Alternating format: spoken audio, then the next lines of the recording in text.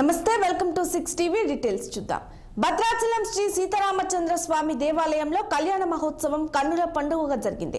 అభిజిత్ లగ్న పుష్కరాంశనమ సీతమ్మ మెడలో శ్రీరాముడు మాంగళ్య ధారణ గావించారు. కళ్యాణ క్రతువును వేద పండితులు శాస్త్రోక్తంగా జరిపించారు. స్వామివారికి తెలంగాణ ప్రభుత్వం తరఫున పట్టు వస్త్రాలు తలంబ్రాలను సీఎం రేవంత్ రెడ్డి దంపతులు సమర్పించారు. మరోవైపు టీటీడీ తరఫున పట్టు వస్త్రాలను బిఆర్ నాయుడు సమర్పించారు. శ్రీరామ కళ్యాణం వేళ మిథిలానగర మైదానం శ్రీరామ స్మరణతో మారుమోగింది. మహోత్సవాన్ని తిలకించేందుకు తెలుగు రాష్ట్రాల నుంచి పెద్ద సంఖ్యలో భక్తులు తరలివచ్చారు. కార్యక్రమానికి డిప్యూటీ సీఎం బట్టి విక్రమార్క, మంత్రులు పొంగులేటి శ్రీనివాసరెడ్డి, కొండా సురేఖ, ఎమ్మెల్యేలు, ఎమ్మెల్సీలు, ప్రజాప్రతినిధులు పాల్గొన్నారు.